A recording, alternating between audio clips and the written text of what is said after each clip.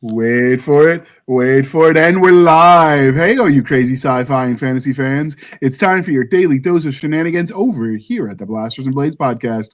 Just a couple of nerdy veterans and one chaos coordinator geeking out over our science fiction passions and fantastical fantasies. A place where magic is king, the sky is the limit, and space is the place. We are the podcast that puts the fun in dysfunction. So without further ado, we are going to let our guests introduce themselves. So using the alphabetical order from the guru known as Word documents, we are going to let Miss CJ Anya. I should have asked for pronunciation first, but we're going to go with CJ. I can't mess that up. Hello, it's Anaya, but you're fine. You're not the only person to have ever said that, so no worries. Outstanding. Anaya, I think I could get that. Maybe close sometimes. So who are you and what kind of stuff do you do? Okay, so I'm an author and a writing coach, educator, I guess you could say. I've been a romance writer for quite some time within various sub-niches. I've been a developmental editor, still am. I'm talking in the past as if I've given it all up. Still doing all of that. Done a lot of freelance work, worked with a lot of authors, auditing their stuff, trying to help them figure out why it's not selling. Work with Jana quite a bit, partner in crime over there. So just love to write and love to help authors. So that's who I am. So if you write with Jana, that means you write dinosaur and Yeti romance, correct? We're not supposed to talk about that. You bring it up every time. And you're good. Stop that. I'm all bro, for that's it. hot-water, bro. Good. Spoiler alert, bro. Yeah, you went there. So now I have to talk about the alien romances that I write under a pen name so that no one else can read all of that steaminess who knows me, right? Because I'm not supposed to be writing steamy romance, and yet there we go. So no Yetis, but plenty of aliens. Aliens need love too, you know? E.T. wants to phone somewhere. All right. And next we have Mr. David Batterina. Can you introduce yourself to our listeners and viewers at home? Greetings, everyone. I'm just having an existential crisis thinking I might need to write Interview with a Sasquatch or something now. You know, like a real sweaty kind of, yeah. I'm an author. I write just about anything. I like to write anything that's really absurd. Working on a novel called Space Pew Pew, which I am finishing up currently, which is really absurd. But got my start doing urban fantasy and have had my novel The Caretaker out for a couple of years now. It's done very, very well as self-published. I've got a nonfiction book coming out this year. Had something in the Trailer Park anthology this past year as well. So, hey, I just like to write silly words and see where they go. Seriousness is overrated, so I'm with you. I agree. And I will say about me. Go ahead, just follow David on X, and I swear to God, you will never have a dull moment. I'm just saying. I concur. Yeah, nice. Or his memes on point, or whatever nonsense I can on there. Outstanding. I appreciate the shenanigans. It's life's too short and serious. So, and I will say, if you shenanigans. At least as far back as 2015, Yeti romance was selling. I'm just saying, I ghost wrote some of that stuff. Yes, he did. That's good. I paid for my first edits that way. It was, and if he paid me what he paid me, or they, theoretically, it could have been anybody. If based on what they paid me, they were making a lot more. So I'm just saying there was money there once. I'm just going to pour a brandy. I'm going to put on some Marvin Gaye and just have at it and really see what watch Harry and the Hendersons and then just exactly Marvin Gaye bourbon and you're on. This is why you're on a watch list. Combination for something. All right, Jana, save us from ourselves. Who are you and what do you do? I'm Jana Brown. I am also Jenna Ray, and under Jenna Ray, I write urban fantasy, science fiction, and fantasy, all the good speculative stuff there. And I'm just happy to be here today. We're having a good day. It's Friday. It might warm up in Utah at some point, and I might thaw, so we're having a good day. And we're not talking about any more Yeti stuff. Knock it off. I don't know what you're talking about. I don't have any recollection of that. I know, yeah. We signed non-disclosure agreements. I'm just saying. Exactly. It's an NDA. Stop it. All right. Yes. There goes our safe for work rating, and it's always Nick's fault. Just remember that. Rule number 1, always Nick's fault. Always Nick's fault. All right, Mr. Jason Hunt, who is otherwise known as sci-fi4me.com. Yes, I am the editor at Sci-Fi For Me. I'm also the host of Live from the Bunker, which is a 3-hour talk show that runs weekdays at 1 p.m. Eastern. We do news, headlines, commentary, interviews, panel discussions about various different things in the science fiction, fantasy, and horror sandboxes. Happy to be here. It's good to have a chance to talk with all of you. And that sounds interesting for any of you, like it does for me. We will link to how to listen to him at the show notes, so you can check it out yourselves. All right, and so the next part of the introduction, dear listener, dear viewer at home, is how we found them. So we were actually hunting wabbits, but they were wascally, so they got away. You win some, you lose some. We decided to do a podcast instead. It was safer. Something about trusting Stabby with a shotgun. I don't know. It was just it got weird, got ugly. A few of the kids were missing. We don't know what happened to them. Her barrel was smoking. Sure, but I'm not saying. First and foremost, the shotgun stays on my side of the bed. Don't play games. That's mine. Right next to the 45. Now, number 2, you don't know nothing about hunting rabbits until you have to have a bunny funeral because your daughters are going to melt down. There you go. Just saying. She had the echo for special effect. They did that on purpose. He just wanted you to know how serious this was, people. We just had a bunny funeral like 2 weeks ago. I'm just saying. Our dog got a hold of a bunny, and our daughters were here, and they were having meltdowns, so we had to have a bunny funeral. I'm just saying. As one We're does. not hunting rabbits right now. All right, we won't hunt rabbits. All right, so the religion question, because we've got 2 guests who have never been here before. Are you ready for this, CJ? Indeed I am. All right, Star Wars, Star Trek, or Firefly? Star Wars. Excellent answer. Nick approves. All right. He is a recovering Star Wars addict, but he bought all of the props and he just sort of, threw them up on his wall just in case. Right.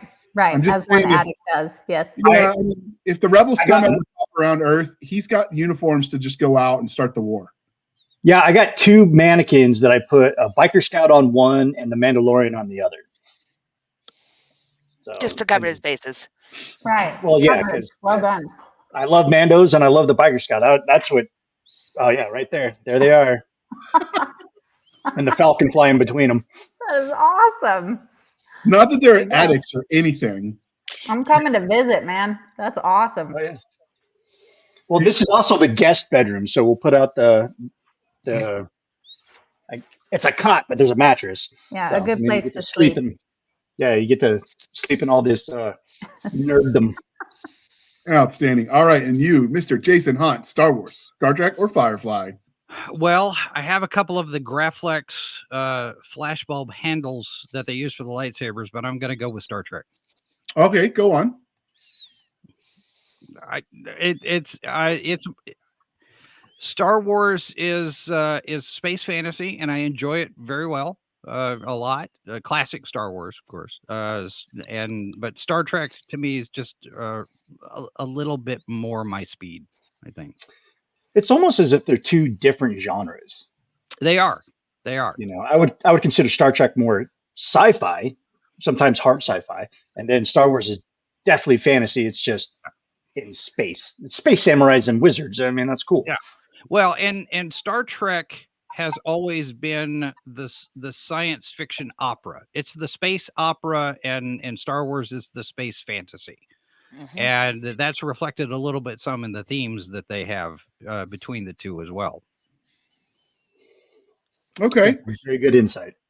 And because we are polytheistic, Game of Thrones, The Wheel of Time, or Chronicles of Narnia? We're going to go to you this time, Jason, first. Narnia. I got through the first season of Game of Thrones. It's okay. And I have yet to pick up Wheel of Time, even though I probably should. But I have a long list of things I should read. But Narnia is my go-to for that. Okay. Yeah. My TBR list is ever growing. I will probably die and there'll be like billions of books left on that list. Yeah. It's true. So, and the longer we do the podcast, the more books get added to the list. It's just kind of how it works. Dude. Yes. My review pile dates back at least as far as 2012. I believe it. So, yeah. All right, CJ. Game of Thrones, The Wheel of Time, or Chronicles of Narnia?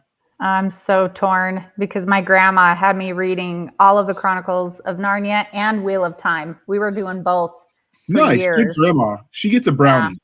Yeah. So they're both very important to me on so many levels, but especially emotionally because they remind me of my grandma. Okay, then we won't make you pick. You can say both. Thank you. Both. Thank you. For grandma, for Nana. There we go. All right. What's your favorite dinosaur, CJ? Oh man, I like the Velociraptor, but I think that has everything to do with Jurassic Park. When I saw that movie, I think I was like 12 when it came out, 11. I can't even remember, but I was like, this is so cool, and I must be this someday. And I don't know why that resonated so much with me, but it was just fierce. I dug it. I liked it a lot. And recently we found out that those velociraptors were Utah raptors. Yes, and Utah raptors are the most awesome because they're the biggest and the scariest. The other ones are apparently the size of chickens. Mind blown. Jenna told me that. I was like, my life is a lie. I love it. I felt cheated too. All right, Jason, favorite dinosaur? I will get very specific here. Not just a T-Rex, but a specific T-Rex, Grumpy from Land of the Lost. Okay. Aw, nice. All right, Tied it to a television series. Bravo. Well done. You get bonus points. All right. And because we are civilized, we are no longer knuckle-jagging troglodytes. Coffee or tea, and how do you take it, Jason? Coffee with a lot of sugar. Excellent answer. And you, Madam CJ? Oh, I'm going to get crazy. So it's coffee, but it's a 4th cup of coffee with almond milk, and it has to be heated. And then I have to put my special shake in it, and that is my coffee. It's so specific. I'm precious, apparently. That's what I am. Just totally what is the shake that goes in there? It is a chocolate shake, protein shake. And it's my breakfast every morning, and it's what makes me happy. And if I don't have it, I am so cranky. So that's my wife's recipe as well. Yeah. So. Oh, your wife is wife. Yes, we would be friends. It's true. Like the super creamy mocha thing. All right. We're making besties up in the house. All right. So that's interesting. Yeah, Madam Stabby stabs in love. You're in trouble. Yeah, I mean, as long as she's not stabbing me, we're good. That's what Nick's for. He's our interference. I do enjoy a good mug of Earl Grey tea every now and again. So Earl Grey, hot. Yes, Earl Grey hot. All right, and now for the topic that brought us here. What is a sidekick? And this is kind of the round robin. Just feel free to conversate and go at will. So there's no order to answer. So what is a sidekick? All right, who's going to take it? So okay, I actually looked it up because, we love doing this dictionary thing. So I looked it up and went, sidekicks in media. And the interwebs tells us that sidekicks are characters who accompany and assist the protagonist in a story. They are often used to provide contrast, support, or comic relief to the main character. And then it goes on to talk about famous sidekicks. And I kind of like that because one of the things that when we were preparing for this podcast, we kind of bandied about was that there's a difference between an ensemble cast and a cast that is a main character with a sidekick. And those are very different things, because when you get into the sidekick, they generally don't have, while they still have a character arc, that is not generally the driving arc of the story. We don't read Sherlock Holmes because Watson is awesome. We read Sherlock Holmes because we see Sherlock Holmes through Watson's eyes, and it humanizes him. It provides us things that we can't really understand about the great detective, because he is always clear up here, and Watson is your everyman. And that's very often what the sidekick is it's the everyman. It's the way we get into these characters that are bigger than life and that otherwise we don't have a great connection with. So that's where I start when you talk sidekick. Somebody else go. And with Watson, I mean, he's the lens that we see Sherlock Holmes through. So he's the narrator of the story, which is pretty cool. Well, in some versions, Watson is a female, because if you watch the recent reimagining on the television, on the telly, Watson was a female. And it was an excellent, I don't remember the actress's name, but she did a pretty good job of playing the foil to Sherlock. That's the show with Jason Lee and Lucy Liu? Is that the one? Yes. Yeah, that's the one. I actually enjoyed that take on it with him as a recovering addict and her as sort of his minder. Mm-hmm. Sherlock was definitely using dude in every version. Oh yeah. He was one of holding. his tropes. So the wiki definition said to add on to what Jana said, says it's the generally regarded as subordinate to those they accompany is what the part of the definition of being a sidekick. And if you think about it in the comic book lens, that often is the case. They're sort of second fiddle. Yeah, they're there to be a distraction to the villain that they're fighting. But then as the years have progressed and we've kind of like our stories have gotten a little bit more elaborate and a little bit more sophisticated because of our readership, then you get shows like Teen Titans, which was all sidekicks, or Young Justice, which was all sidekicks. So, well, and I think the term sidekick maybe kind of limits a little bit in terms of the type of character that we're talking about, because you've got people like Robin, you got Kid Flash, you got Aqualad, you got Bucky, you've got you've got Kato with Green Hornet, you got Sancho Panza with Don Quixote. But if you expand a little bit more that relationship between the hero and the sidekick, you get to the faithful companion. Because it's not just, the sidekick is there to get beat up or to be the distraction. It's the person who makes the hero more dimensional by the nature of the relationship they have. And this goes back even further than comic books. The first sidekick in American literature was Chingachgook in Last of the Mohicans, James Fenimore Cooper. And that actually was the archetype. That was the actual first one. And everything else is kind of modeled off of that. So you could go, not just Batman and Robin, but Kirk and Spock, Sherlock and Watson. And it's not necessarily this person who is subordinate to the hero, but is a way of reflecting back aspects of the hero for the audience to appreciate. There's a deeper thing that you can do there when you talk about the faithful companion. These are the best friends. It's Tonto with the Lone Ranger, and that kind of a relationship kind of deepens what you can do with those characters. I'll jump on that actually. To me, it's like that sidekick is an extension of the main character in whatever way helps to advance either the setting, the plot, or the story, or that character's arc.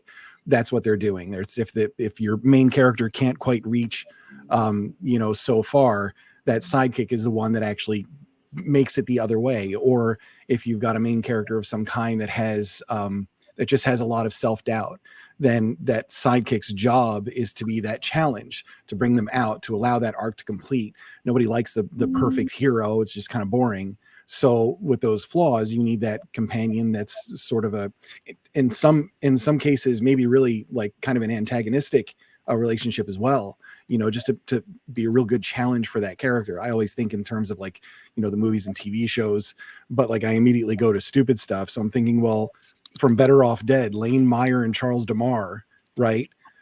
Where he's like terrified to ski down the mountain, and Charles is always the one like, come on, man, like you can do that. Like he's the one that just even more publicly gets his buddy out and doing the things that he knows would be like good for him to do. There's lots of examples. Revenge of the Nerds. I love that movie too. I love that movie. Yeah. Do you know the street value of this mountain, man? That's right. Better shave her before you kiss her goodnight. Yeah. You bring up an interesting point. The sidekick just isn't there to tag along. He's sometimes he's a motivating force, to make, because most of your heroes, especially the early ones, they're very one dimensional. It's like you got Batman, who's the dark brooding guy who won't kill, and he's like, I got to bring justice to Gotham. And then you got Robin over there saying, holy rusty metal.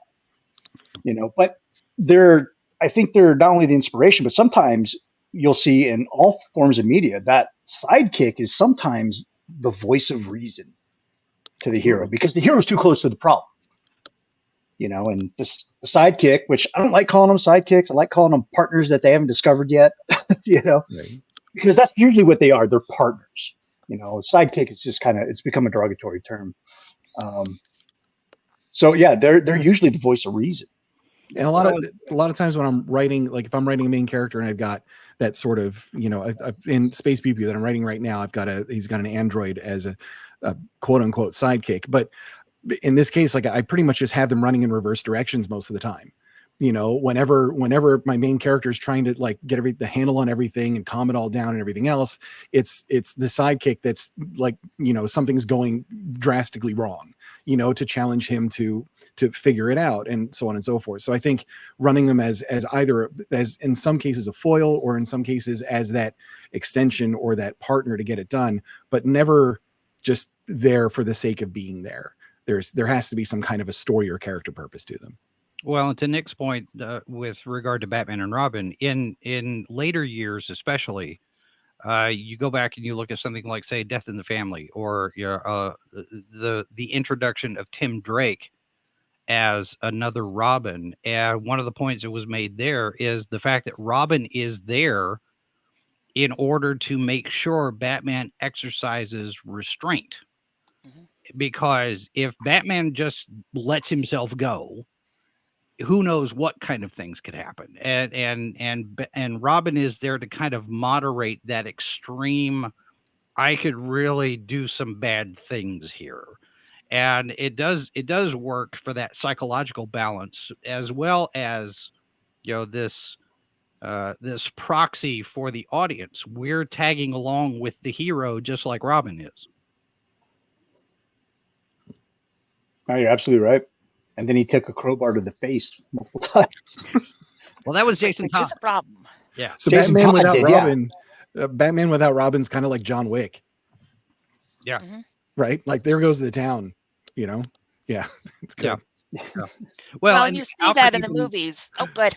No, I was just going to say, Alfred even confronted him after Jason Todd's death. Yeah, when especially in that story, a Death in the Family, Lonely Place of Dying is where they introduced Tim Drake, and Alfred's like, you keep saying we're supposed to think with our heads and not with our fists, and what have you been doing since Jason's death? And just gets in his face and says, you're doing it wrong. And that sets up the moderating balance that Tim Drake brings, because he says Batman has to have a Robin. Well, the main character, there's always some kind of fatal flaw, right, within your protagonist, something that they have to work through or overcome, that also they cannot see. So when you're talking about a supporting character or a sidekick, that sidekick inevitably sees it and inevitably challenges them because of it. And most of the time, what I have found, and this is why I love Spock so much, he was able to tease out all of those things, right, when it came to Kirk. And made Kirk a better individual because of it. And so you see that relationship and the way that they play off of each other until suddenly that sidekick is so integral, they don't really seem like a sidekick anymore. And I think that's when you really achieve something special, when you can do that. Yeah, you're absolutely right.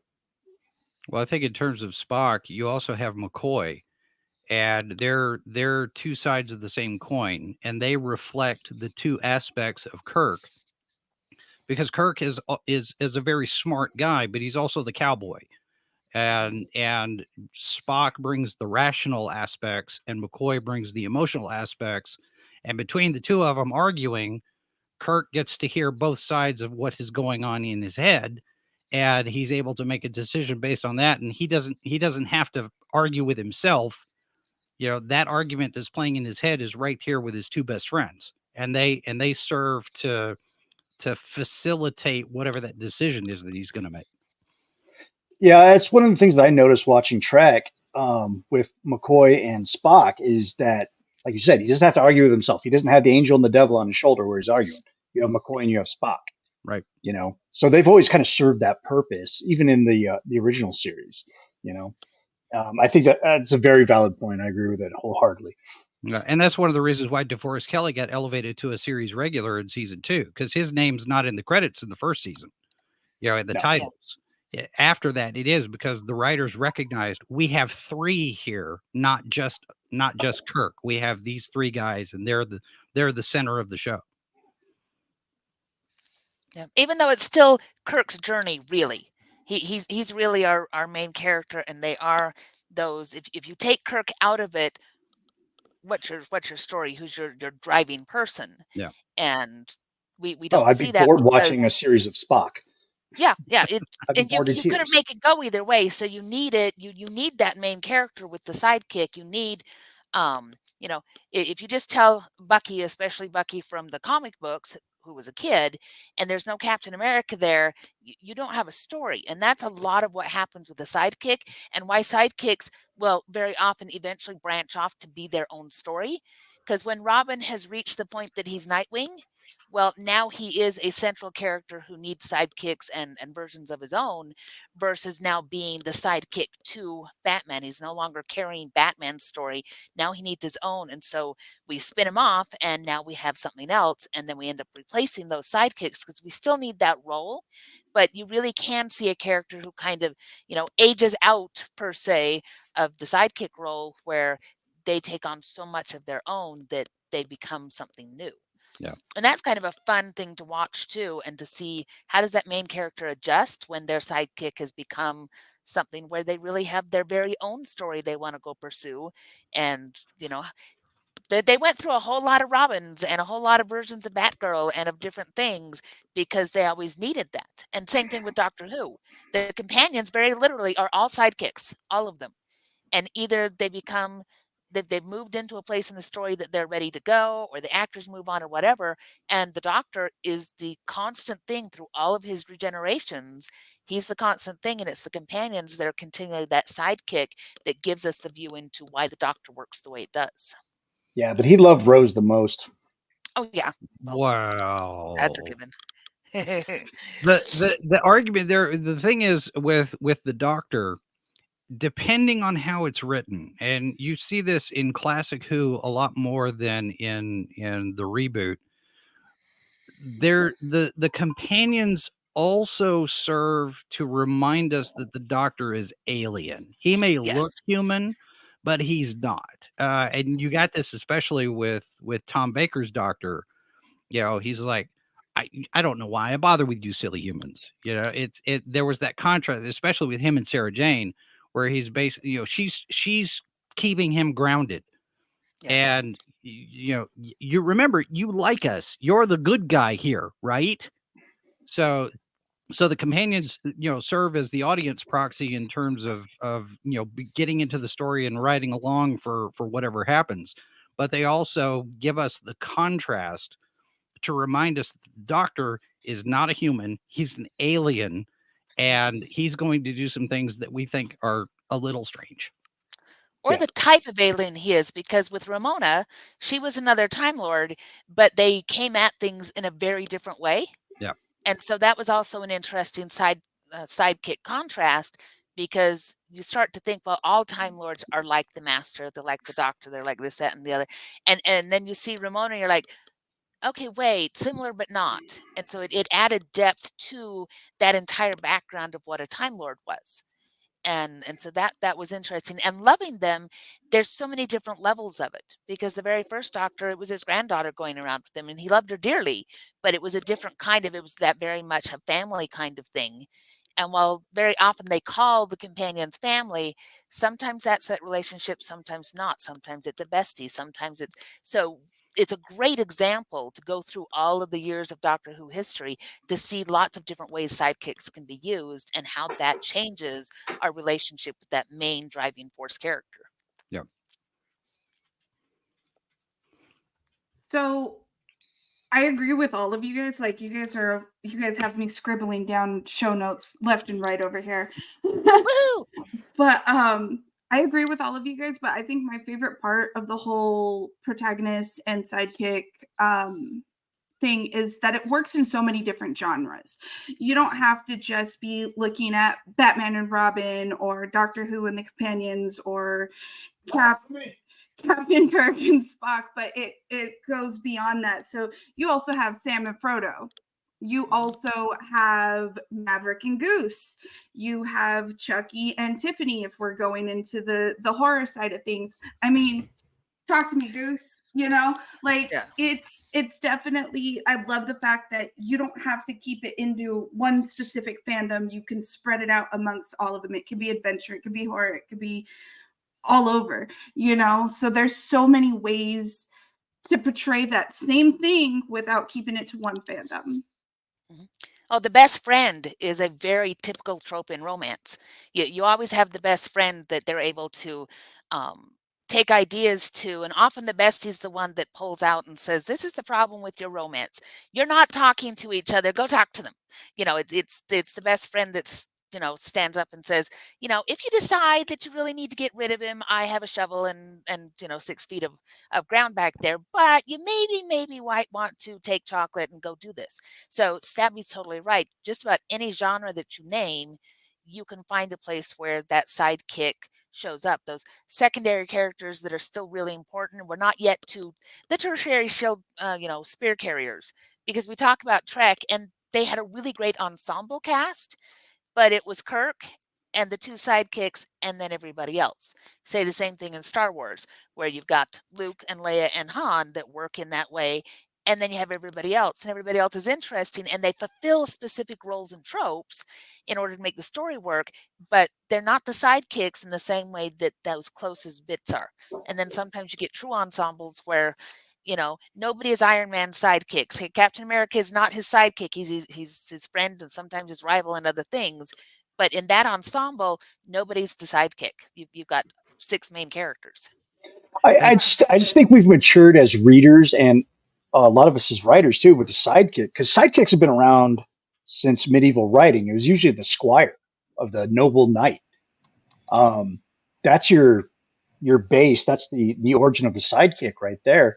The guy that's going to tell you the hard truths, or the girl, going to be more of a friend and a companion telling you, hey, maybe you shouldn't do this, or maybe you should do this. I know that's what's great about the sidekick, is that they add so many interesting story points when the hero or the protagonist is going through some sort of struggle, internal, external, whatever is troubling that person. The sidekick is usually there as the best friend who's going to tell him the hard truth. Hey, you're being an ass. Robin does that to Batman all the time.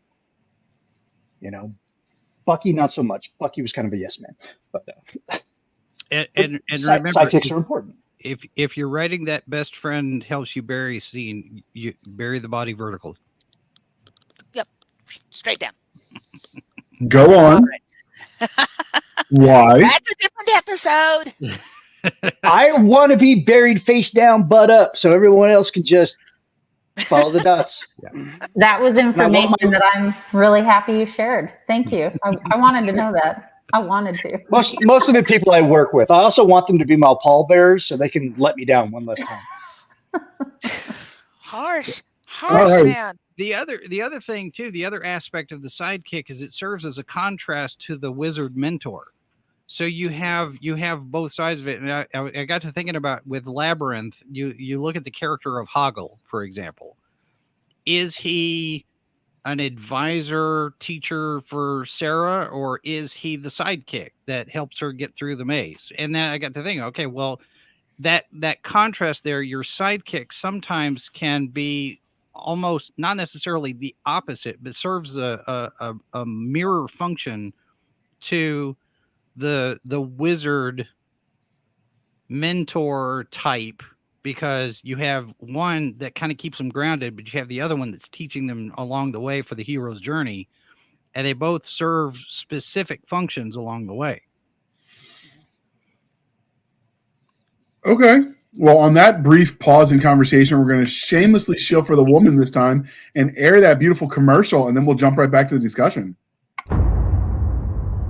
When a young officer no longer wants to be an instrument of destruction. Sacrifices are a necessary part of leadership. Get used to having blood on your hands. And whose job is to help a warlord annihilate humankind. I will unleash this bioweapon on the galaxy. But first, I need to control her. He plays a dangerous game, to escape to the warlord's greatest rival. Hundreds of people loved her. They gave their lives for her, and she will never know. Discover a galaxy with epic space battles, tangled loyalties, and the pursuit of freedom, sacrifice, and redemption. The Handler's Gambit by Ingrid Moon. Available wherever books are sold. And check for the audiobook, coming soon. All right. Thank you for sticking with us through that commercial interlude. Ingrid is a friend of the show, comes on periodically to get all nerdy and sciencey with us. She apparently did not follow Nick and I to Handwavium University, so she wants to talk actual math and numbers.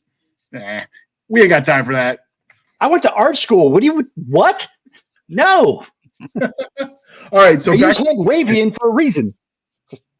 So do you think sidekicks are different depending on the medium, or is a sidekick a sidekick a sidekick? Yes. I think the roles are universal.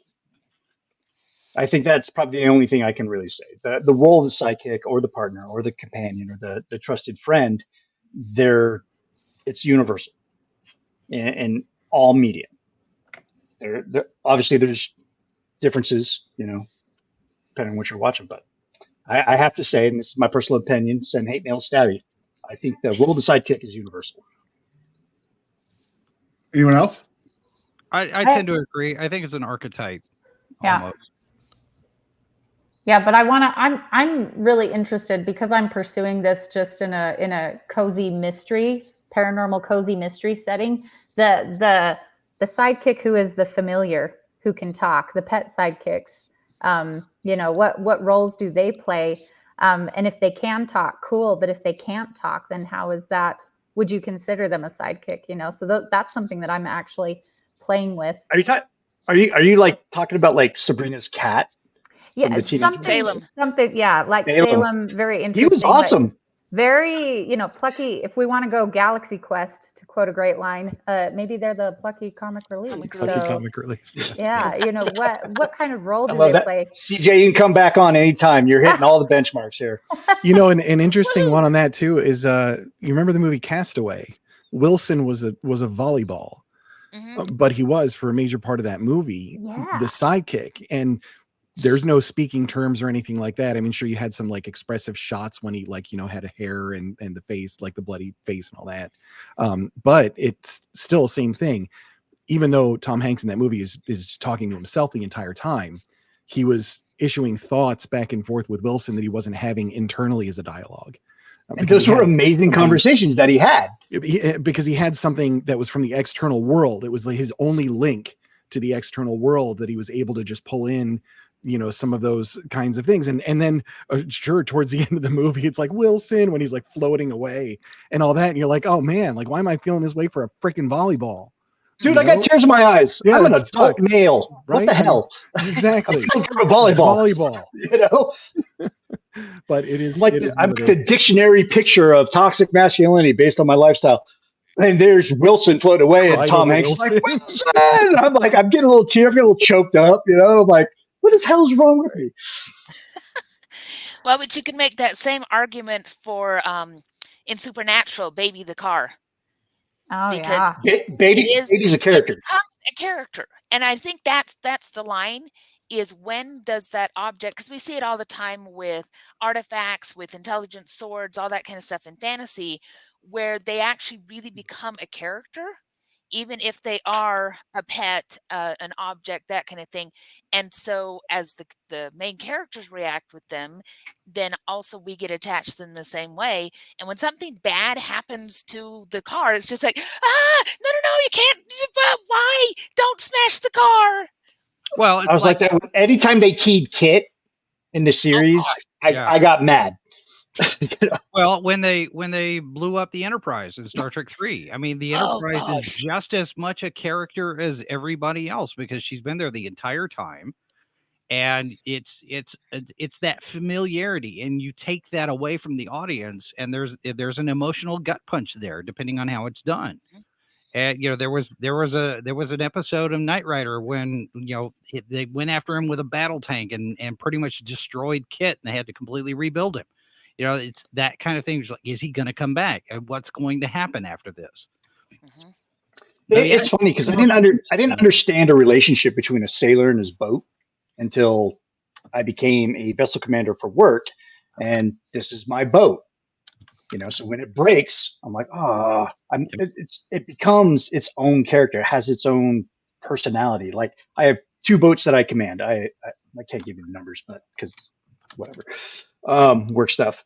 But there's one boat that I know very well, and I know both the boats very well, and I know each one of them can do certain things that I wanted to do expertly. I can push this one boat to its limits, and it's never going to break down on me. I just got to bring her in every so often to get her like spark plugs changed or whatever. And then I got this one boat she's fragile. She's strong, but she's fragile. Like she almost has emotion. It's like, I don't want to do this, so I'm not going to work for you. You know, it's very strange, but I totally get, like when I watched Star Trek 3 and the Enterprise blew up, when I have this job, I finally got it, you know, in my late 30s, and I've been watching Trek all my life. So it's like, it's just insane. These inanimate objects do serve as characters. They do serve as sidekicks. By the way, spoilers for a 40-year-old movie. Right? Yes. Yeah. If you know how I feel, man. You get 2 weeks. You get 2 weeks where I don't talk about it. But I think it goes back to what you said. Oh, sorry, Anna, go ahead. You go. Well, I just think it goes back to what you said, Nick, about the role being universal. But it does make me question, if it's universal, what exactly can we put in that role? And how does that then affect the storyline? How does it affect the character? I love that you brought up Wilson, David, of volleyball. Like that's a perfect example of how it played that. I mean, you couldn't get more inanimate with an object than that right there, you know? So other than a rock that you painted and put straw on. Right. Little smiley face on there. Isn't that interesting? Maybe future writing exercises for teenage high school. I'm still waiting for like the Wilson movie to come out. Right. I'm not very hopeful. Well, and if you go back to what Nick said about the Squire and the function of this character, this sidekick character, you have to make this distinction between the sidekick and the fool, the court jester, because the court jester was there to remind the king, you're not perfect. You can sometimes do some stupid things. And here I'm going to be the one. My job is to make fun of you and remind you that you're mortal. Whereas the sidekick can do that, but also serves other functions as a character, as an archetype, and is not necessarily the one who sits there and says, this is a stupid thing you're about to do. Or annoying thing. I'm glad you brought that up, because I was just thinking about Scooby-Doo versus Scrappy-Doo. Because we have the gang and we have Scooby-Doo in there, and here's this role going on. And then you got Scrappy's dumbass. See, everybody feels that way. And that's the difference is Scrappy is going into that. He is annoying. He is arrogant. He knows everything. Stuff always goes right for him, even when there has no reason that it should. And where Scooby is this very lovable thing, and he's the glue that holds together the whole gang.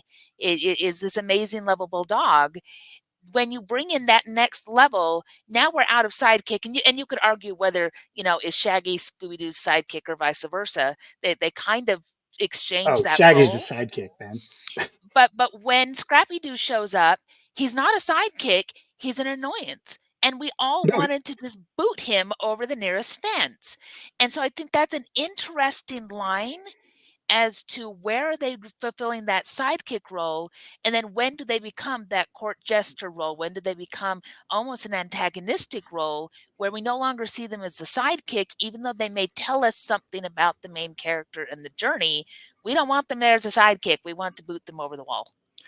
There's an interesting psychological discussion about the role of Scrappy-Doo and his role in that series, because we all find him annoying. He's an arrogant, he's very flamboyant, he's overly eager.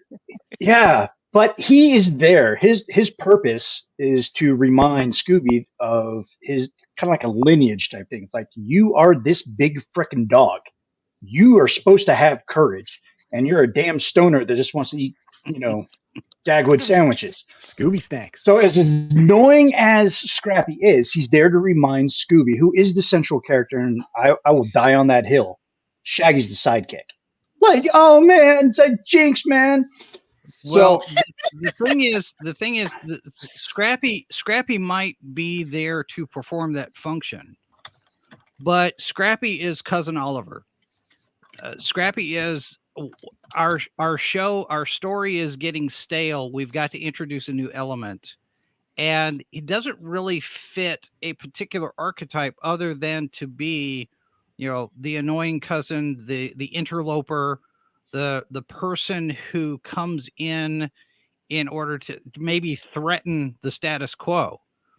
And we're not necessarily supposed to like this character, or maybe they think we're supposed to like this character, and we end up not. I mean, everybody hates Scrappy Doo. Nobody likes Cousin Oliver.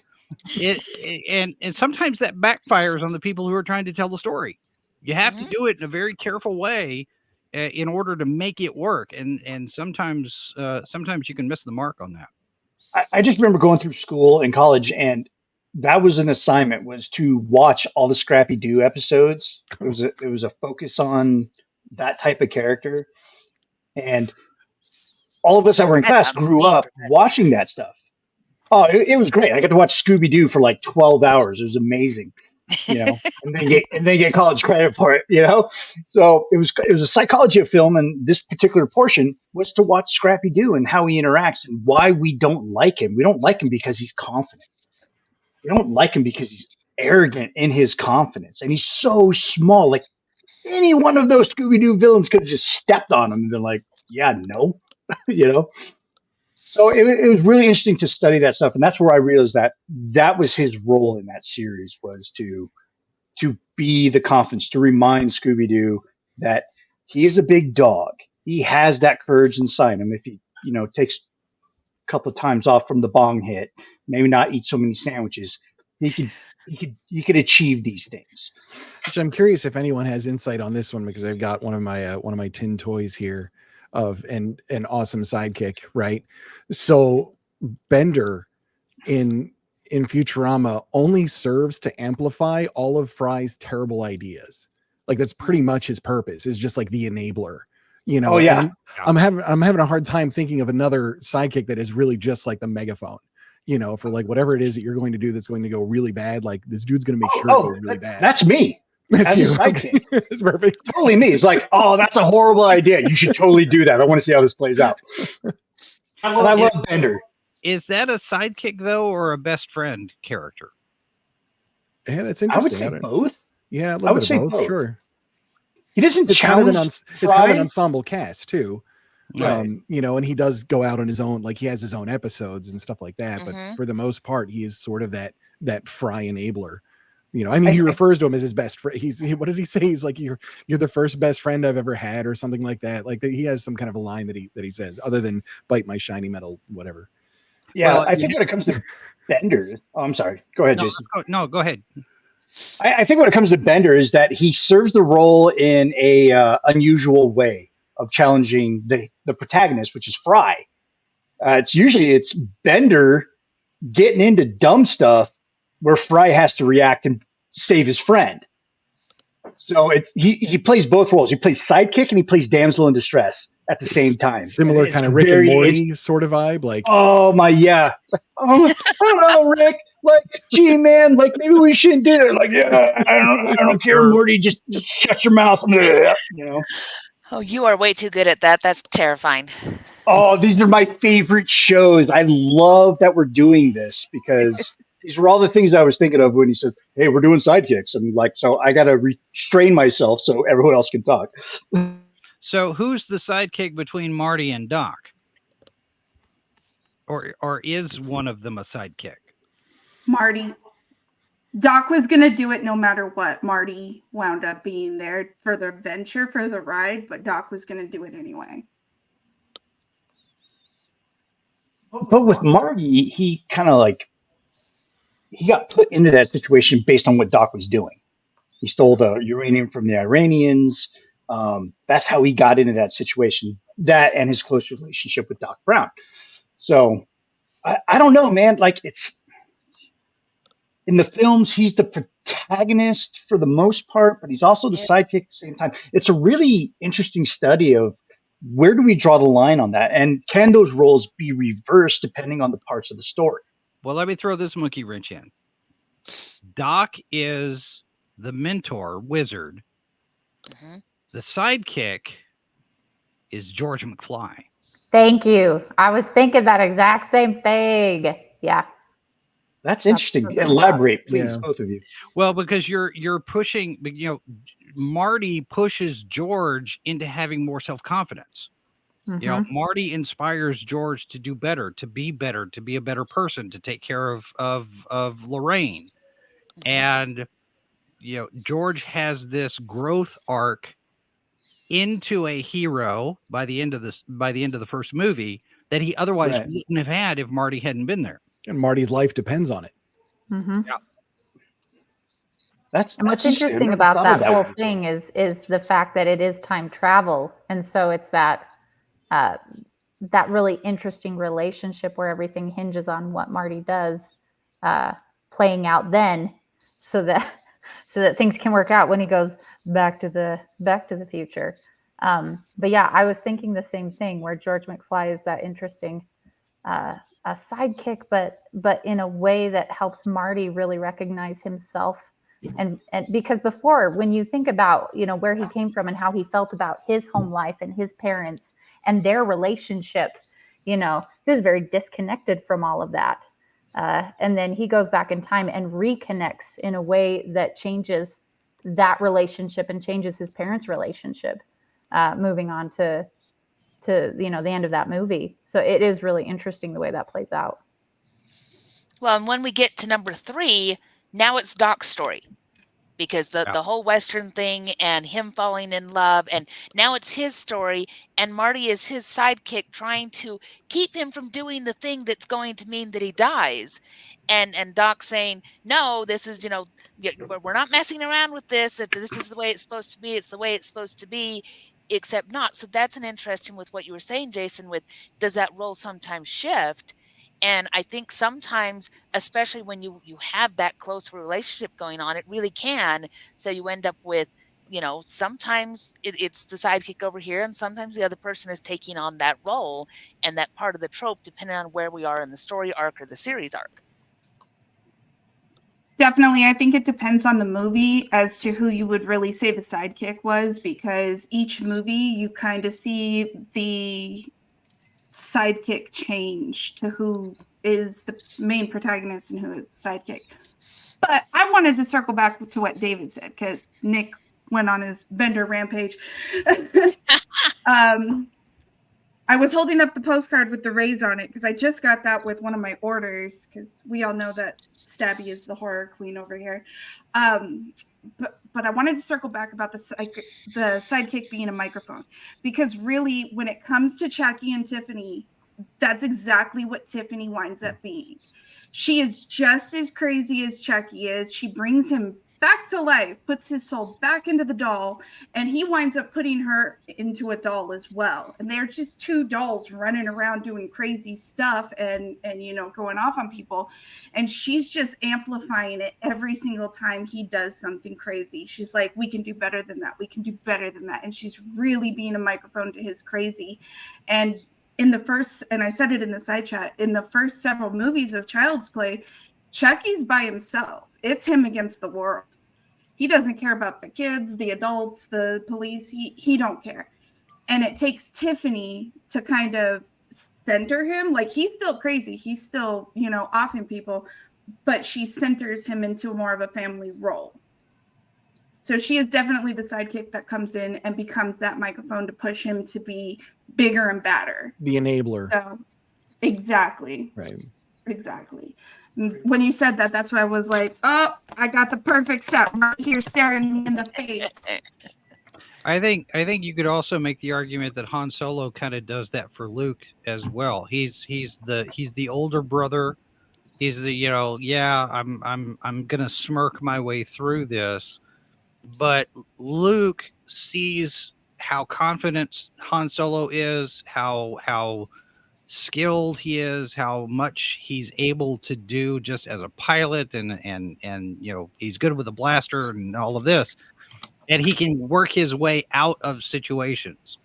And Luke is kind of this callow youth who doesn't really know very much in the way of life experiences yet, but he's got somebody to look up to now.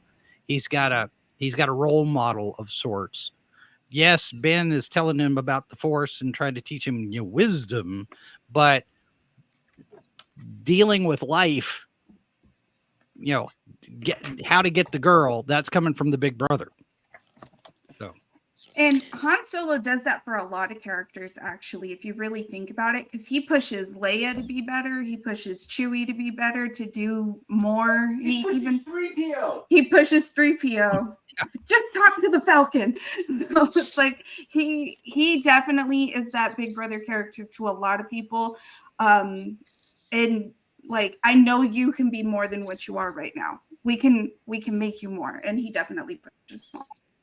And he doesn't do it on purpose. It's completely subconscious. He's not even aware that he's doing it because he doesn't want to be there. I'm just in it for the money and I'm going to go. But they just keep pulling him back in. The only character in that whole saga that gave Han crap was R2-D2. Yep. The only one that called him out was R2. A trash can. Except we do see role reversal by the third one, because when they are caught by the Ewoks and Han is hanging there and he's yelling and doing the do something, blowing on the fire and that kind of stuff, you see Luke sitting behind him, and he has got the smuggest, most obnoxious expression going on because he is cracked up by the entire thing, because he's come into his own in a lot of ways as a Jedi. He's made that arc, and now you're seeing that same confidence that Han started with and really gave to him coming out when he's back there snickering, because Han is kind of a little worried about this whole fire getting shoved up his butt, and he's like, no, we're going to be fine, but this is really funny, so I'm going to see it through for a while. And I love that moment because you see it on his face that now he has become that same level of, no, we got this, but this is really funny, so I'm sticking with it. Right, so and we see that reversal. I've always been. I'm an older brother, so, and I've seen where I've kind of like gotten into situations with my younger siblings that, especially my sister, she would sit back and let me kind of sit on the rotisserie for a little bit before she decided to intervene and pull me out of the fire. And I'm looking at her the whole time. I'm like, do something. You're the favorite. You're the first girl, of the family. Help me out. Help me, Jedi. Come on. Well, and she would just be there snickering. Harrison Ford even recognized, though, because Han Solo no longer has anything to do. He doesn't have a role, really. Once you get to that point where Luke has his turning point moment at the end of Empire Strikes Back, and, Han's frozen in carbonite, Ford has always been advocating his story is over at that point.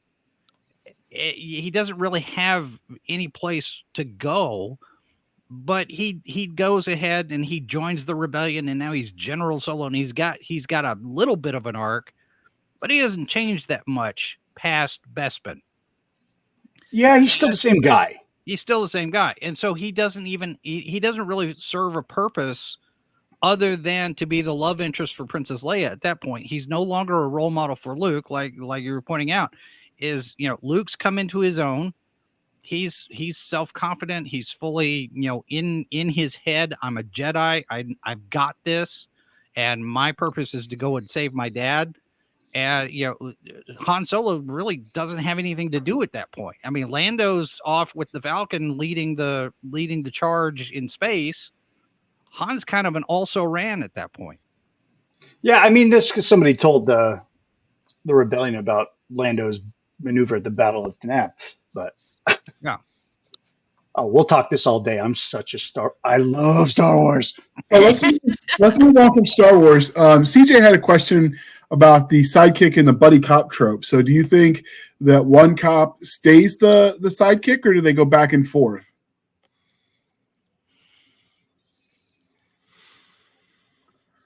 I think it depends on how it's told.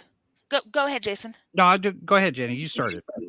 Well, it depends kind of on how it's told, because like I'm thinking about Lethal Weapon right now. Good and movie.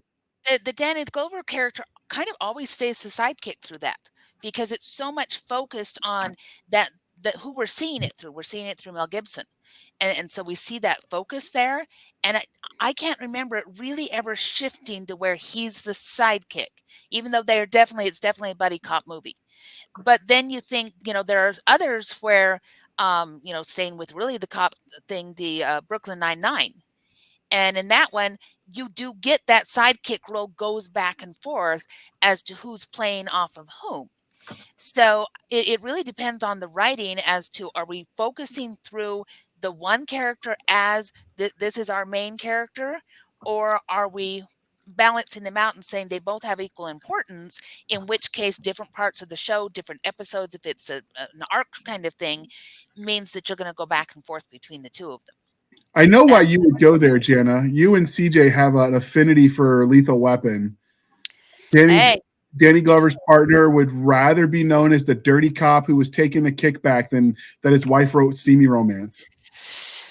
But see, we have grown as a culture, and now writing steamy romance does not have the same kind of things going on there. So when things change, they stay the same thing. I will just say romance is a nearly $3 billion industry all by itself, boys and girls. Which portion is Yeti romance? Fantasy right out of it. I'm wondering. I was like, I'm about to write Yeti Karenina. I'm just saying. Yeti Chatterley's lover. Wait. I love it. If you wrote Chewbacca, isn't that essentially a Yeti? Yeah. No. He's an alien from the planet Kashyyyk, and he's a noble warrior. You're not going to bring him down to Yeti. You have just Yeti stepped romance. into something with Nick there. Oh my God! Write Chewbacca romance and don't ever call him a Yeti, and you're probably still going to pull the same fandom. Lady Chewbacca's lover? I don't know. There you go. He's got a wife and 3 kids. We saw that in the abysmal Christmas special that we all try to forget. Anyway, VHS copy of that. That's no. That's good. All right, so going back to what CJ was saying about the buddy cop thing, there's a lot of movies that we could bounce off of. You have The Other Guys with Mark Wahlberg and Will Ferrell, where the whole time you're thinking that Mark Wahlberg is the main guy and Will Ferrell's his sidekick until the end, when Will Ferrell's brain starts kind of misfiring, and you're like, oh, okay. But I keep seeing over here in the side chat, meow, meow, meow. And so we're talking Super Troopers over here. And there's no sidekick really there because they're all just a bunch of best friends. It's Farva. Farva is not a sidekick. He's the total sidekick. He's not a sidekick. He's the traitor. I'm sleeping on the couch. Farva's the sidekick. He's the worst sidekick, too. He's a traitor. I will die on this hill. I think the dynamic in a buddy cop story is a little bit different from the hero sidekick dynamic, because buddy cop, they're more partners, they're more evenly matched than a side, because like the literal definition, the sidekick is subordinate to the hero a little bit. But if you look at the type of relationship they have, whether it's antagonistic or, sometimes the buddy cop, they don't quite like each other. Tango and Cash, somebody mentions that. Mm-hmm.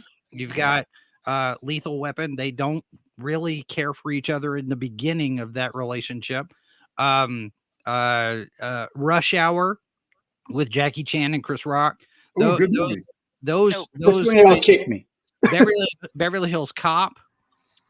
Those kind of dynamics, you have this almost let's measure and push each other just to get an idea of where we stand with each other, rather than I'm the boss, you're the kid, you're going to do what I say, because that's a completely different type of relationship with the sidekick than you would have with buddy cop.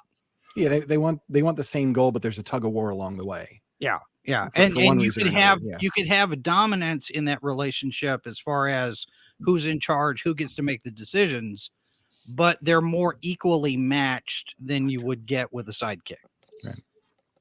Yeah, you're dealing more with a difference in ideology and problem solving than, Yeah.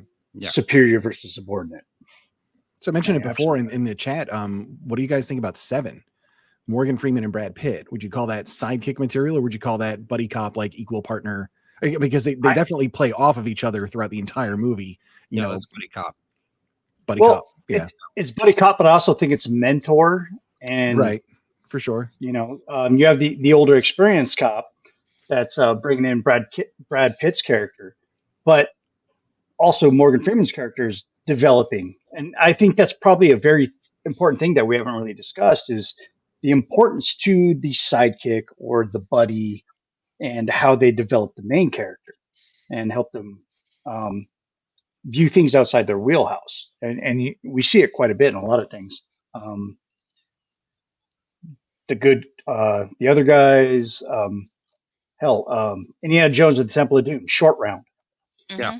He's probably one of my favorite sidekicks ever. Great, But he's absolutely. like, you very big, you cheat very big, I small. I love Short Round. And I would love to see a sequel where Short Round actually shows up, but I don't think that's ever going to happen. He should have been the one in Indiana Jones and the Dial of Destiny. It should have been Short Round. Yes. Oh, I Agreed. so agree. Not whoever this girl was. Or the Kingdom of the Crystal Skull. I think either one of those two sequels, Short Round would have been a very accepted person, or accepted role in that. I understand they were trying to bring in Mud in as like a continuance of Legacy, but yeah, Dial of Destiny, I think it should have been him. I agree with you 100%. There was a So in Last Crusade, is it a sidekick or what is that relationship there? How does that apply? Because is Indy the sidekick to his father or vice versa, or are they two You have two sidekicks. for us to say? Yeah, it is an interesting one. Well, and the relationship is so fraught with conflict. Oh man. And so sometimes you think one is getting the best of the other. I think that there's some switching back and forth there, but the dad is teaching Indy some lessons that Indy didn't learn. And then Indy is teaching him as well. So I don't know. It might be one of those scenarios where it kind of switches. And then Indy has Marcus. Well, it's a buddy cop dynamic with a wizard mentor as one of the buddies. And then like Nick says, you've got two sidekicks. You've got Sala and you've got Brody. Marcus, yeah. And they're both sidekicks too, and they interchange. Sala is Indy's sidekick, Brody is Henry's sidekick. In the dynamic because of the history that those characters have with each other. And sometimes Elise plays a sidekick and a femme fatale. Keep going. Yeah, no, I was just saying sometimes your hero can be the sidekick. I mean, and you get that dynamic between his dad. Sometimes it feels like maybe Indy's the sidekick, but another one where that's even more the case is Big Trouble in Little China. Oh God, I love that movie. I'm glad that came up. Jack Burton is the sidekick in that movie. I will die on that hill. Jack Burton is the sidekick. He's the sidekick through the whole movie, and they try to play it as he's the protagonist. He's not. He's not. He's got like he's dragged into the underworld. To like two other people. Yeah. His best friend is the hero. Going after the damsel in distress. I'm going to go rescue my girl, and Burton is the sidekick to that. Yeah, David, you just put a good one in the chat. Tell everybody about it because I think this is a good example. So from The Fifth Element, Corbin Dallas and Lilu. Because Corbin Dallas is the camera's on him for, I would say, the majority of the movie, certainly. But who's the sidekick between the two? She's obviously, she is the element. So he's trying to get her to like a particular spot. So he's definitely playing the hero. That's he's like, it's such a typical Bruce Willis hero. I love that movie. But yeah, so how do they and how does that play off one another? They each have their moments. Nothing really advances in the movie without either of them making some kind of a major advance in one way or another. But you would say I tend to agree that I think Corbin is probably more of the sidekick through the movie. Just in terms of what he has to, what he has to do. He's reacting to events. He's not driving events. Right. So it's similar to Burton. Yeah. The thing with Corbin Dallas is that it looks on first glance that he's serving the heroic role as the protagonist, but he's not, because he can't do anything without Lilu.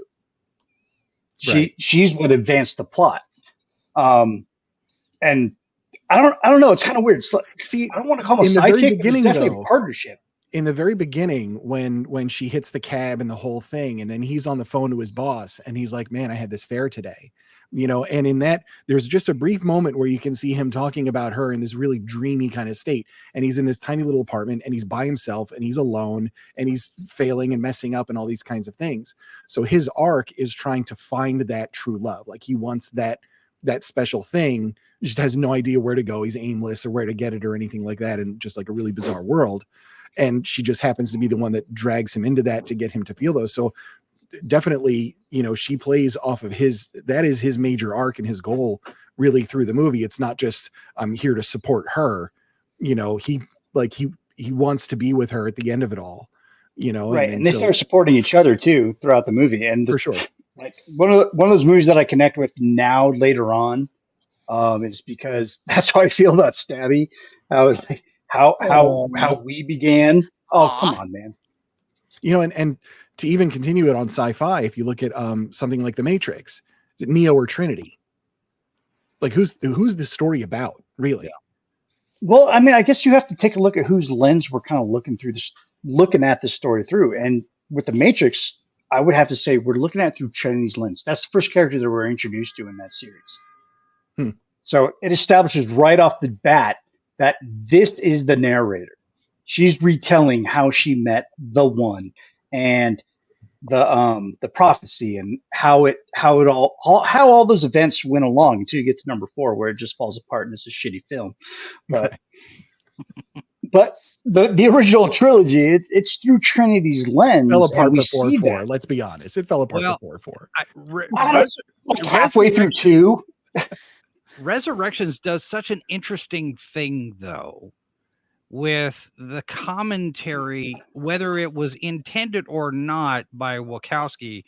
It is a direct indictment of the Hollywood industry as we know it now.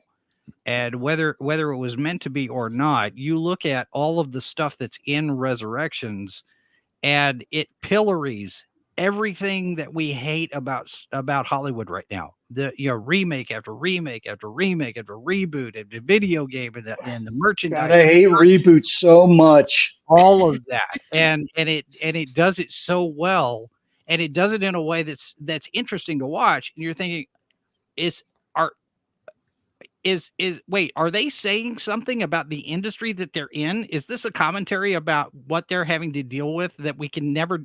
Let's just burn our bridge with this movie and never make another Matrix movie again, ever.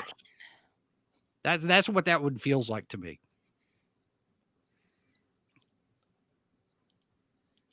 Mic drop. And scene. Jason. And scene. Wow. That's deep. Lord. So we talked about this in the side chat where we were going back and forth, but do you think bad guys get their own sidekicks? Yeah, they're called henchmen. Yeah. Yes. And how are they? You have Megatron. You have Starscream. Are their roles different as a henchman versus a sidekick, or is the name the only difference? They're exactly the same. I think that they play kind of a similar role. Yeah, they're facilitating what the their boss is wanting. But I have found that sometimes those henchmen come up with really interesting moments for the villain and show a lot of loyalty in a way that normally you wouldn't think that a villain should receive. So there's definitely an interesting relationship there that is very similar to what a hero and their sidekick has. So I think it really, same principles apply, whether good versus evil, subjective or not. So yeah, I mean, Renfield is an extension of Dracula. In a lot of ways, right? It's a great movie. He goes to the places where he can't go. He does the things that he has to support him and all those kinds of things. So like he is it's a villain and it's a sidekick, I guess, like that would qualify. Mm-hmm. Yeah. And well, do it, do it, but yeah. And he just keeps moving forward and doing what Dracula needs, even to the point of, self-destruction in some ways, which I think that Sidekicks, which I think is interesting, because I've seen on the villain side of things, the henchmen just continuing even though the villain is self-destructing, right? And they just continue that blind loyalty, while usually, very often, not always, because there's always exceptions to every rule, it's the sidekick on the heroic side. They're trying to save the hero from themselves in some way. So there are a few different roles being played there. Yeah, and it's reversed with the villain. You have the henchman, who's the sidekick, who's trying to push the villain further. Mm-hmm. You see that quite a bit in Transformers. You definitely see it in G.I. Joe. Any comic-related property, you have this henchman who does get a lot of screen time or a lot of page time, a lot of panels, and they're trying to, instead of like with the sidekick with the hero, where they're pushing you to be your better self and to have a logical reasoning to how, the voice of reason. You have the henchman who's like trying to amp you up. That's your best friend. The one where you had a little bit too much to drink and you want to text your ex-boyfriend or girlfriend. That's the dude that's like, yeah, absolutely, dude. I want to see how this plays out. That's the henchman. And they're awesome. They're awesome characters. You have Starscream, Megatron, who would betray him in a heartbeat to try and be the ruler. But when he's kind of like captivated and the eyes are on him, Starscream's like, yeah, you should probably do that, master. It's really, it's the other side of the coin that makes it very entertaining and almost laughable, because they come up with the worst ideas, and they somehow convince the villain to do it. It's like Desaad and Darkseid. Desaad has the ideas and he's there, but then you have crap. What's you got Steppenwolf and Granny Goodness too that play different parts of that. But then you have Calabac, who's not quite there, because sometimes those henchmen, there's a fine line between the henchman that really supports the villain and the henchman that's the bumbling idiot, kind of like Lenny Luthor in Superman 4. He's there for comic relief, not necessarily to. That is the worst Superman movie ever. It's worse than 3. I didn't know you could top 3 with Richard Pryor. That was horrible. I tell you, I would sit through Superman 4 before I sit through Man of Steel again. Okay, we're going to fight, Jason. We're going to fight. I'll down that hill. I'm a huge fan of Snyder's version of Man of Steel, and we're going to get into it right now because this is the time. This is the boxing arena. This is Tyson versus Buster. We're doing this. Can't mute me. I have control here. Stabby, on the good side, I can mute him. On the bad side, he also can unmute himself. Well, the power of God and devil. Thank you, JR. We're talking about sidekicks, so I don't want to do. No, we'll talk about that later. Everyone has their love and hate for Man of Steel. I'm definitely on the love side, and I have arguments for those, and we can talk about that in another episode, where I show you that you're wrong. I was just waiting for Superman to show up. Harsh. Anyway, okay, I'm going to add you on Facebook, and we're going to have a chat about this. Okay. Mute yourself. But with you didn't say yourself, very man. Often have they're the sub bosses for the heroes, and I'm thinking about this, especially in video games and things like this. The henchmen and the thugs, it's yard trash, sub boss that you're going to fight as you go through, and so yes, they're working with the villain and making him more villainous, but they're also roadblocks for the heroes in most stories, because we're always in that progression. James Bond starts by mowing down Nameless, and then he gets up to the henchman level, and it's him versus Oddjob. It's him versus, now they get a name, and once they get a name, they're that sidekick henchman, but they're also a sub boss that the hero has to overcome before he is now skilled enough to take on Dr. No, to take on whoever it is at that level. Which they parodied in the Austin Powers movies, which was hilarious. Like, you don't have a name tape. You stand no chance. The trusted lieutenant. Yes. Yeah. Right. Which is an archetype in itself, I think, because we as creators, we'd like to think about the sidekick or the partner that helps out the hero. And a lot of times, I think we dismiss the henchman, the right hand, the lieutenant of the villain, who's also important because he's the one that's really going to carry out the task. So And would you say that they're the Diet Coke of evil? I would say they're the Diet Mr. Pibb of evil.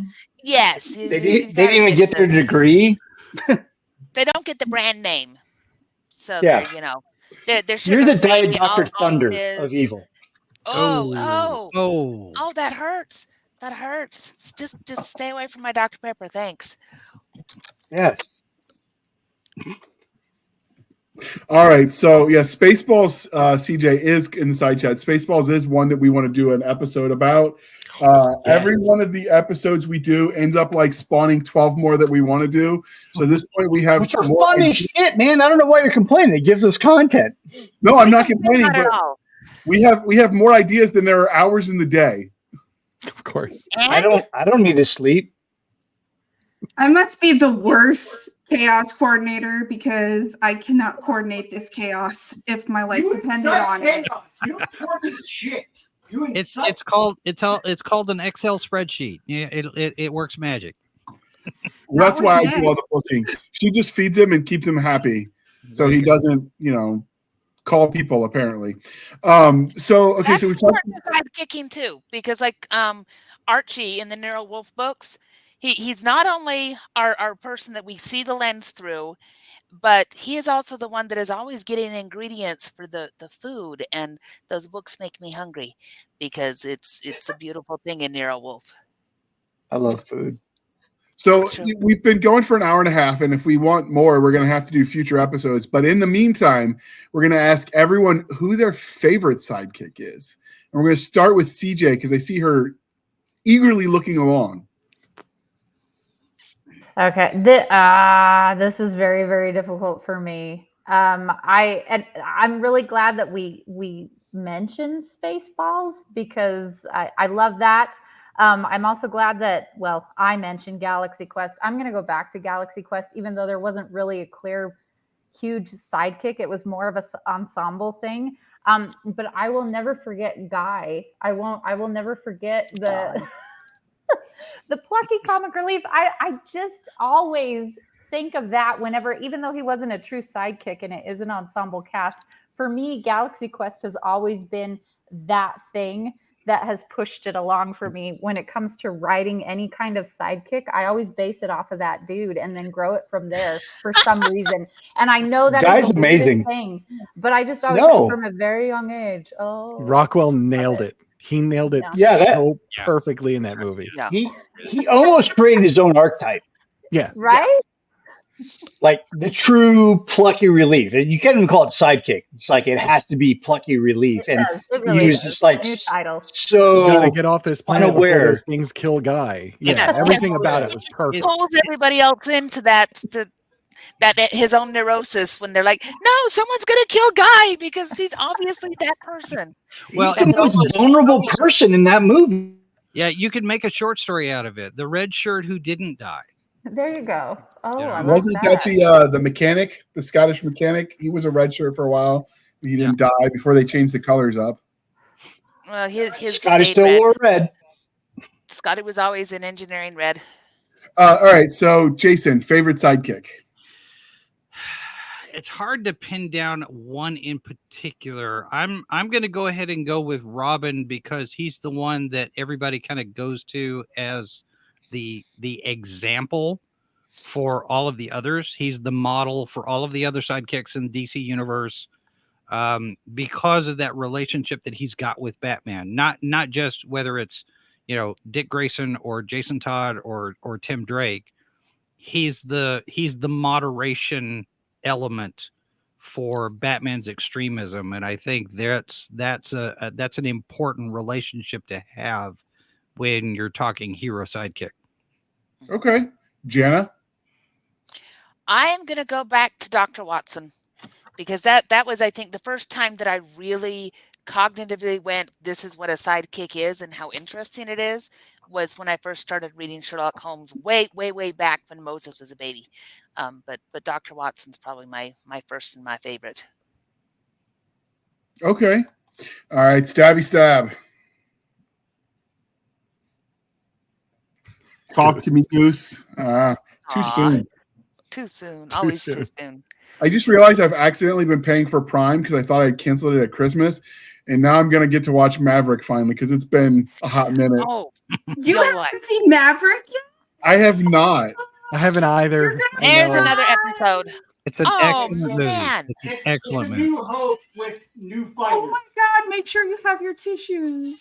Okay, I will say this: Top Gun Maverick is the first movie where I actually thought that this kid playing Goose's kid, what's his name? Rooster. No, the kid. What's the actor's name? He was Reed Richards in Fan Four Stick. He played the worst Fantastic Four movie ever. Yeah. Anyway, this is the first movie where I actually saw that he could act. Miles Teller.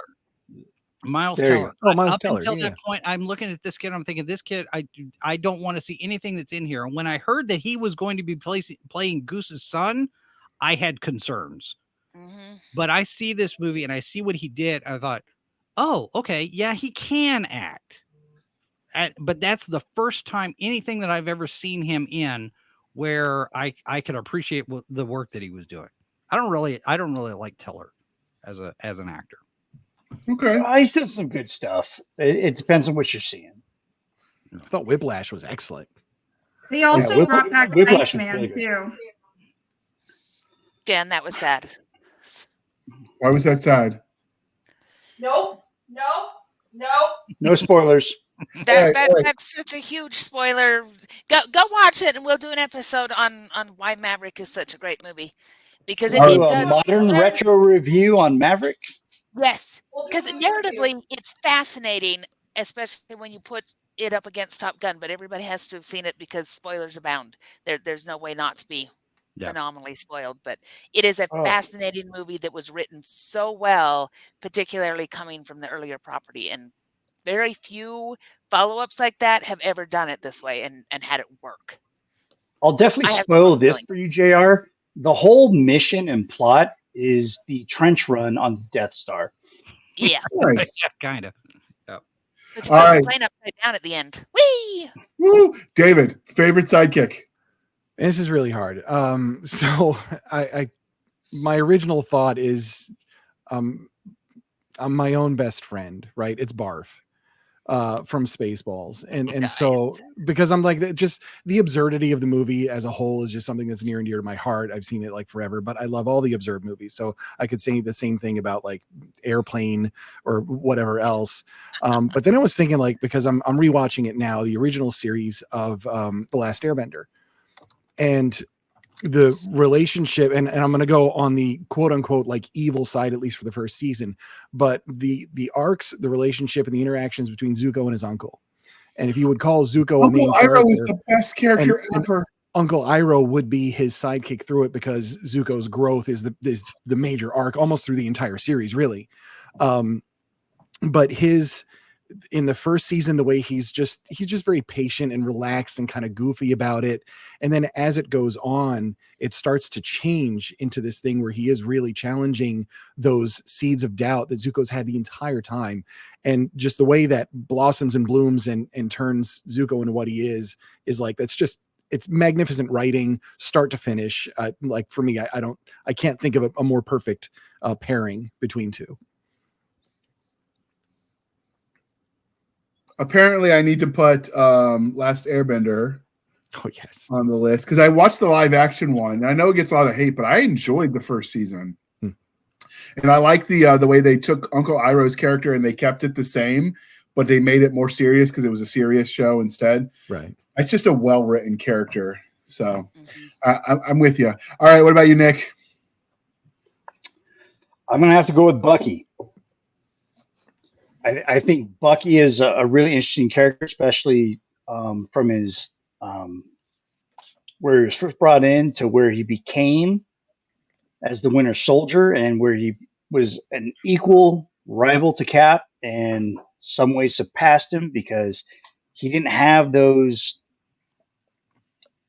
certain ideologies about, like, Bucky's all about when he becomes the Winter Soldier and when he eventually becomes Cap. It's like he has his means to an end are a little different than Cap's. So I like that sidekick dynamic, and I'm also a huge fan of Dick Grayson, who was a Robin and became Nightwing, and he challenged Batman even as a sidekick, and when he became his own hero. These are the things that I love about sidekicks. I love the story where the sidekick becomes on the same level as the hero that he was a sidekick for, and then sometimes surpasses them. So I got to go with Bucky. I got to go with my man. All right, I wanted to go something more wholesome and less dark and gritty like Batman can be. So I'm going to say Barney Fife. He was a good sidekick for the sheriff and teaching some lessons. He didn't get cool and join the Marine Corps like Gomer Pyle did, but I liked Fife. I liked the jokes about the bullets. I served with a few guys like that where you might trust them, but you definitely don't want to give them a gun. So Barney Fife had one bullet in his gun. One bullet. No, it was in his shirt pocket because he kept shooting himself in the foot. So, and then if you want to be more for the kids, I would say maybe Pumbaa or the donkey. Go for those two kids for Shrek, or for Lion King, because I'm trying to be wholesome today. Because we've gone some weird places and we talked about evil henchmen, so we'll go there. Brother, you picked the wrong subject to be wholesome. I mean, do what I got to do. Or if you want to get grittier, I guess Samwise Gamgee. Oh, you can do a whole episode on that. Samwise was hardcore. Yeah, we have a Lord of the Ring episode planned. It got canceled in season 3 because people got COVID and we had to reschedule. I need to get back on doing that because that is a fun property. That's one that we need like 5 episodes on. That has to be broken up into. There are whole podcasts that break it up by. There you go. You have to break it up by novel. No. They break it up by novel and chapter. I'll break it up by chapter. I'll talk Lord of the Rings all day, man. Yeah, I don't think you know who you're messing with right here. All right, Stabby, we're going to have to fix that. I know you've never read Lord of the Rings. It's just lots of walking, lots of stabbing, wondering why they didn't have guns, why the technology never advanced, and, oh, by the way, why the hell they didn't ride those eagles and sort of short-circuit that quest. There's reason. That would have been awesome. Don't. All right. That's another fight. All right, so we'll move on. And David, what are you working on, and then how can listeners and viewers find you? You can find me just davidbatterina.com. I've got links to the socials. I'm in a like a toxic situationship with most social media Understood. Outlets. Yeah. Twitter's super fun, so I get on there and just say the dumb stuff.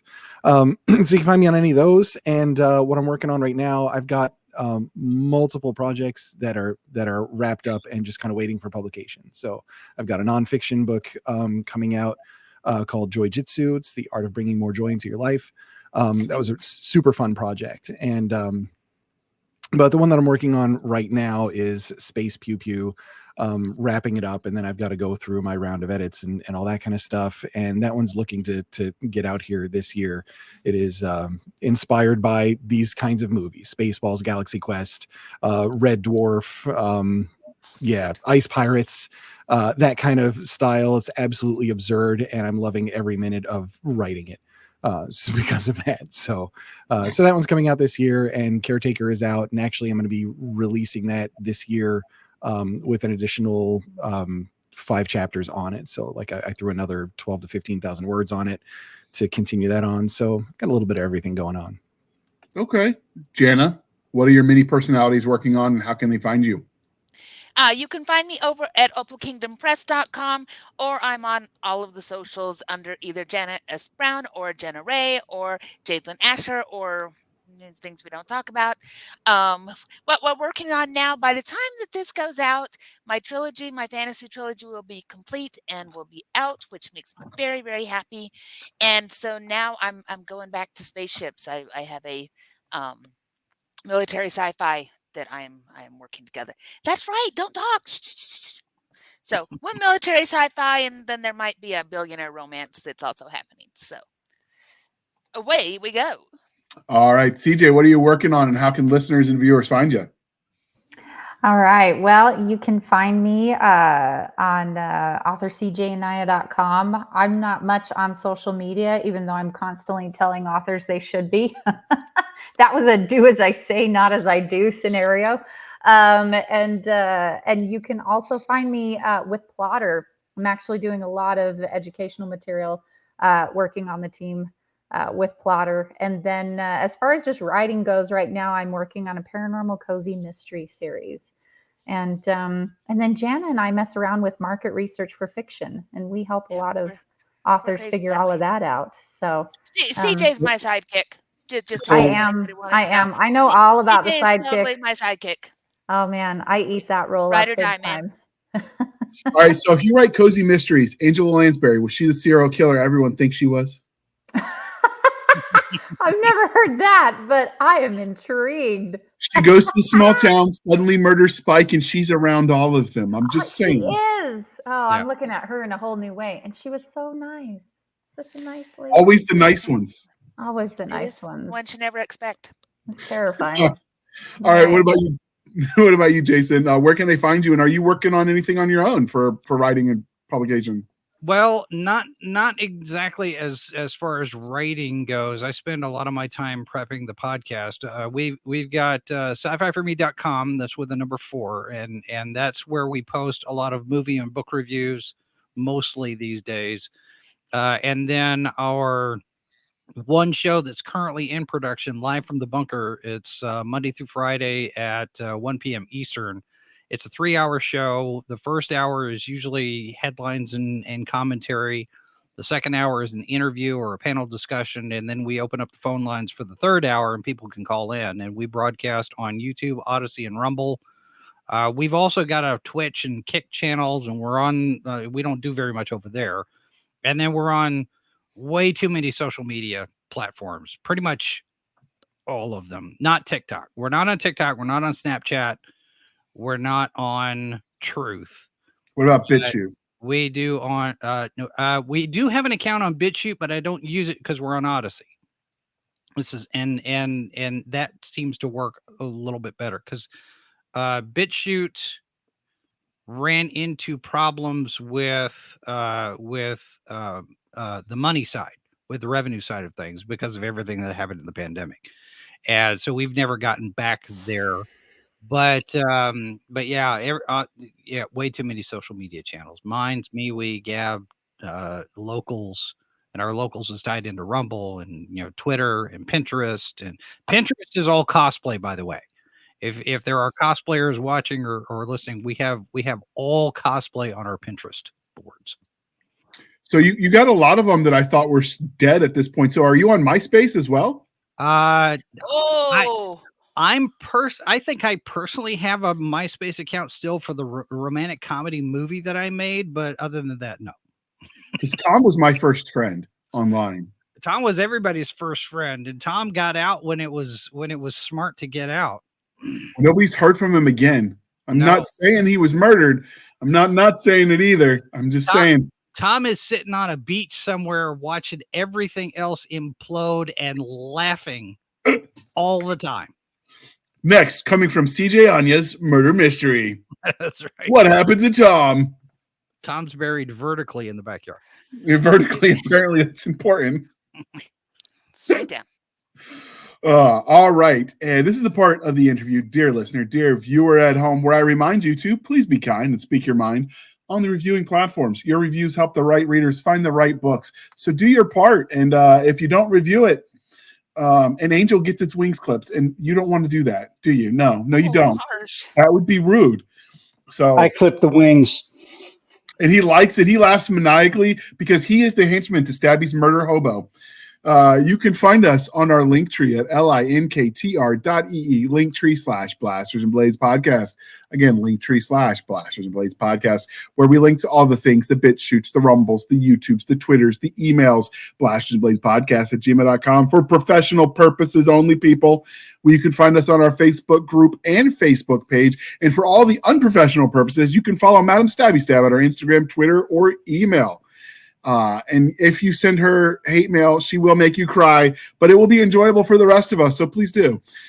We have our website at anchor.fm/blasters-and-blades. Again, anchor.fm/blasters-and-blades, where for as little as 99 cents a month, you can help keep the lights on, or you can support the show more directly over at buymeacoffee.com/author J.R. Handley. Again, buymeacoffee.com/author J.R. Handley. Be sure to put in the comment section that it is for the podcast, and I promise I will keep my co-hosts duly caffeinated. They will drink until the Java pours out of their feet. I don't know how that would even work, but they'll do it.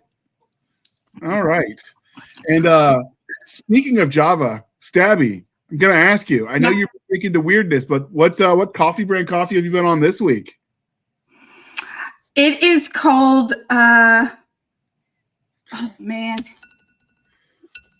It's called, it's one of the roaster choices. It's got a fancy name. It's fancy. Worst product placement ever. It really is. Like I would literally have to, because we all, okay. So for those of you here that don't know, Stabby is dyslexic, and it's like, I think it's an Argentinian or something. I don't know, but like if I don't have the bag in front of me, I cannot remember how to pronounce the words.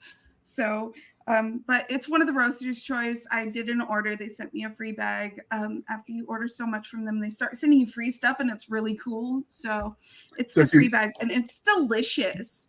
It's delicious. It's a medium roast. It is, I had to grind the beans myself, but it's medium roast, and it is so good. And I've been using my Bridgerton English toffee coffee mate in it. Nice. So this is where I tell you to use the link in the show notes where all the other cool stuff is. Podcast Grunts as your code. You get 10% off, and you help support the show. They send us a little bit of the cool stuff, and it's made in America for those of you that care. And I've been drinking their hot chocolate lately because we got some of that. My son recently found out he's not lactose intolerant, so he's been going nuts. Like we've done the Dairy Queen and like silk chocolate cream pie.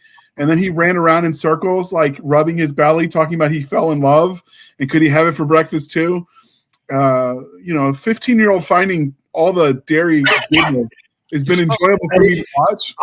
I didn't help. Uncle Nick did not help giving him like my top 5 Blizzard choices. He's like, oh, that sounds amazing. I gotta try that. No, yeah, you're so supposed to have chocolate cake for breakfast. Yeah, we might have to try that.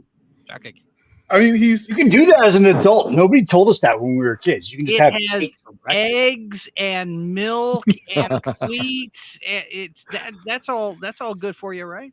Cocoa powder. So what does that make it a well-balanced meal, a cake? It does. Guatemalan Argentino. I'm having trouble. It's too small. But it's coffee brand coffee, people. It's good. So I guess that's well balanced. If you got the eggs and the dairy, you got the fiber and the bread. I mean, I don't know what else the doctors want. Sounds like a well balanced meal to me. There you go. I think it's the cup of sugar that people have a hard time with. I'm just coffee cake. David might have a point. Coffee cake. Coffee cake. All right. Put it all With that together. being said, thank you for spending some of your precious time with me. With us. Wow, I messed that up. Thank you for spending some of your precious time with us. For my crazy co-host, I am J.R. Handley, and this was the Blasters and Blades podcast. We'll be back next week at the same time, where we'll probably be overly caffeinated as we indulge our love of nerd culture, cheesy jokes, and all things that go boom. Thank you guys all for coming on. This was fun. And with that, I will hit the end.